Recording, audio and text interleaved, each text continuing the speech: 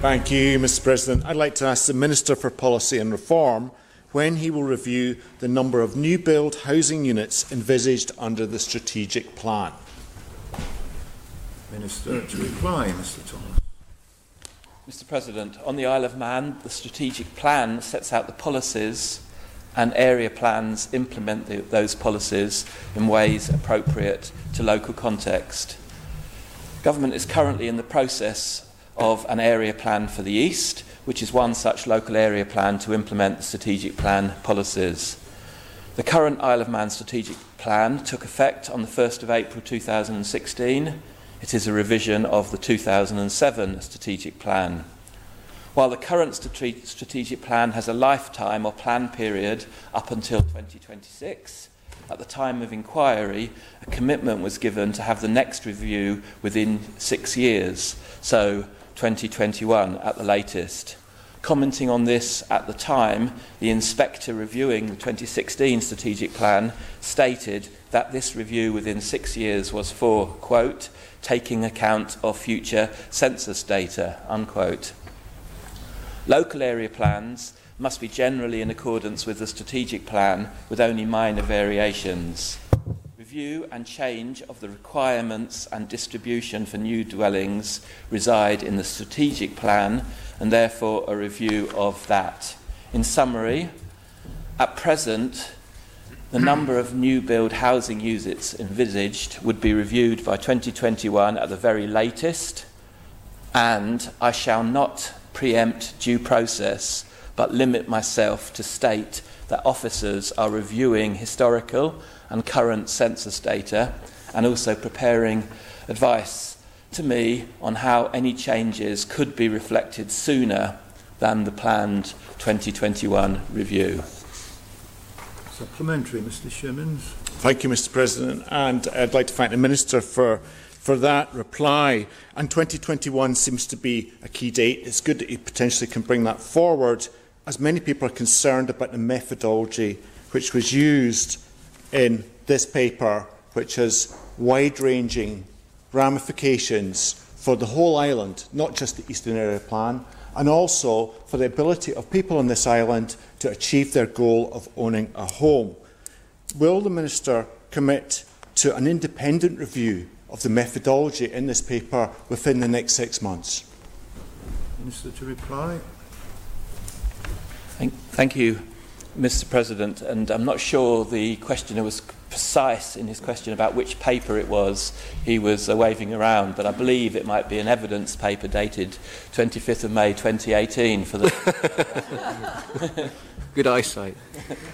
And as I've said, that evidence paper is a paper that was produced as part of the documents of a statutory process, the process of developing the area plan for the East, which is a statutory process, and I've made very clear in my answer that is a statutory process, and I'm not prepared to, and I won't, on the floor of this honourable court today, interfere with the statutory process. Of course, the evidence in that paper will be reviewed as part of the statutory process.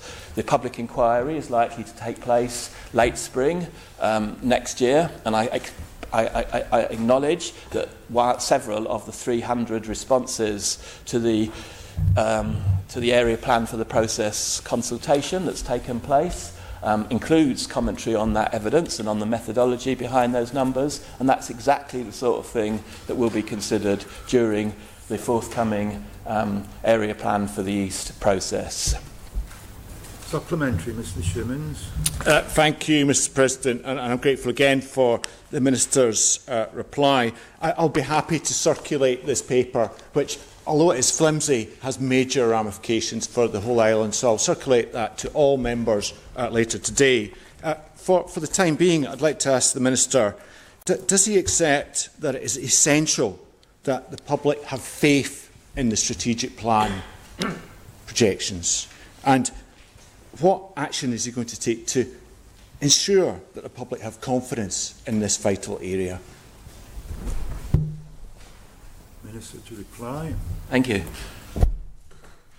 Mr President, Honourable Questioner, there are two documents now being referenced in that supplementary question. The first one is an evidence paper as part of the area plan for the East preparation, and there's no need to circulate that paper, I'm sure honourable members will appreciate, but it's a publicly available document on the website which can be downloaded by anybody.